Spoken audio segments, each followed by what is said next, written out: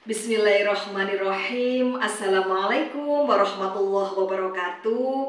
Halo anak-anak hebat di seluruh penjuru Nusantara dan seluruh sahabat TBM Avicenna Malang dimanapun berada. Alhamdulillah berjumpa kembali dengan Bu Aini di Bu Aini Bercerita. Dan pada kesempatan kali ini, Bu Aini sudah membawa buku yang sangat menarik yang akan dibacakan untuk anak-anak hebat semuanya. Bu Aini selalu berdoa, semoga anak-anakku hebat semuanya tetap sehat, tetap semangat, dan dalam lindungan Allah Subhanahu wa Ta'ala. Amin, Allahumma amin. Buku yang sudah dibawa oleh Bu Aini yakni buku yang sangat menarik ya. Banyak sekali hikmah serta keteladanan yang dapat kita petik dan kita terapkan dalam kehidupan sehari-hari. Ini dia 3, 2, 1, yakni buku yang berjudul 44 Kisah Sahabiah Nabi Agung Muhammad Sallallahu Alaihi Wasallam. Dan buku ini ditulis oleh kakak Harun Ar-Rasyid dan diterbitkan dari penerbit PKS Sumber Ilmu. Yuk simak sampai selesai ya anak-anak, agar anak-anak dapat mengambil hikmah serta pembelajaran dari buku yang dibacakan oleh Bu Aini. Dan jangan lupa kita baca basmalah bersama-sama. Bismillahirrahmanirrahim. Kisah kali ini adalah kisah dari Rufaidah binti Sa'id Al-Ansori yang merupakan perawat pertama dalam Islam. Rufaidah binti Sa'id adalah perawat pertama dalam Islam. Ia lahir pada tahun 570 Masehi di Madinah. Rufaidah berasal dari Bani Aslam. Ayahnya bernama Sa'id Al-Islami. Rufaidah tertarik menguasai ilmu pengobatan karena ayahnya ahli di bidang tersebut. Sejak kecil ia sering mengamati ayahnya yang sedang mengobati orang-orang yang terluka akibat kecelakaan atau peperangan. Rufaidah tidak diberi tanggung jawab penuh seperti kaum laki-laki yang dapat melakukan operasi. Namun, ia berjasa dalam mengobati dan memberikan motivasi kepada para mujahid Islam. Ia mendapat julukan Fidaiyah karena ia masuk dalam medan perang untuk membawa orang-orang yang terluka.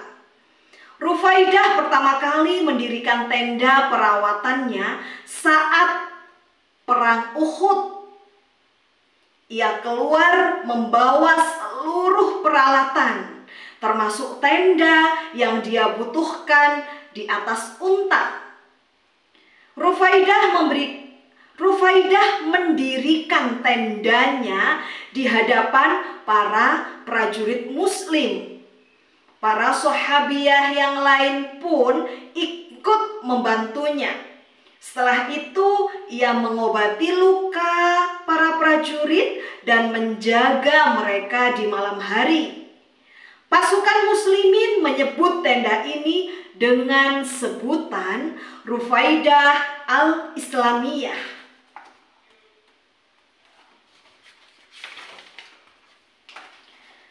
Saat perang Khandaq terjadi, Sa'ad bin Mu'az terkena anak panah.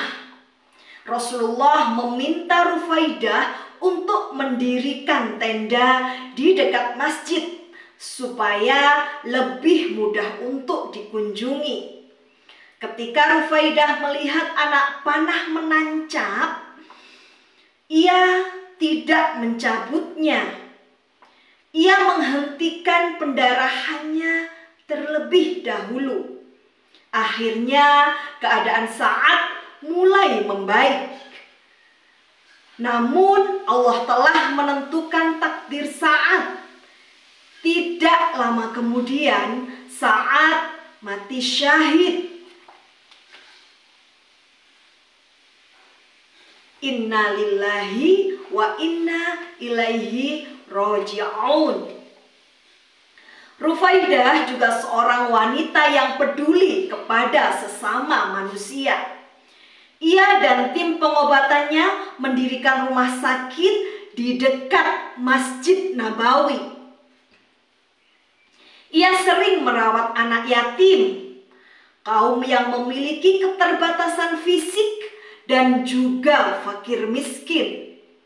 Rufaidah memberikan pertolongan kepada siapapun yang membutuhkan bantuannya.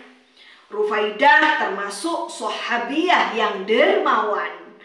Ia mengajari para sahabiah yang lainnya yang berniat menjadi perawat secara sukarela. Ia juga mendanai semua kegiatan pengobatannya dengan harta pribadinya.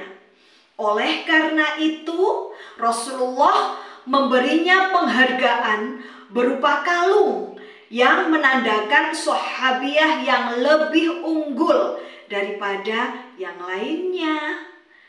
Rufaidah wafat pada tahun 632 Hijriah.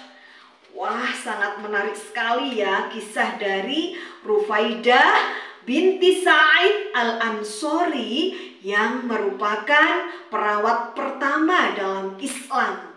Mudah-mudahan kita dapat mengambil hikmah serta pembelajaran dari kisah Rufaidah tadi. Dan kisah tersebut membawa hikmah. Di antaranya yang pertama, hikmahnya adalah kita dapat berjuang di jalan Allah melalui beberapa amal solih seperti menuntut ilmu, kemudian juga bersedekah, dan menyelamatkan nyawa orang lain. Masya Allah. Dan yang kedua, hikmah yang dapat kita ambil adalah bahwa seorang muslimah hendaknya memiliki kepedulian terhadap orang lain. Dan hikmah yang ketiga, kita dianjurkan menolong orang lain dengan ikhlas tanpa mengharapkan imbalan apapun. Dan mudah-mudahan anak-anakku hebat semuanya dapat meneladani kisah Rufaidah tersebut. Dan kita dapat meneladani akhlak dari para sahabiah-sahabiah yang lainnya ya. Dan tentu dapat kita terapkan dalam kehidupan sehari-hari. Di antaranya apa Bu Aini? Banyak sekali. Di antaranya kita dapat tekun beribadah ya, keteladanan yang dapat kita contoh. Tekun beribadah dari sahabiah Rasulullah tadi ya, kita tekun beribadah. Kemudian kita harus mempunyai semangat untuk terus menuntut ilmu, mencari ilmu yang sebanyak-banyaknya. Kemudian juga dianjurkan kita untuk menutup aurat, karena ini adalah merupakan kewajiban para muslimah.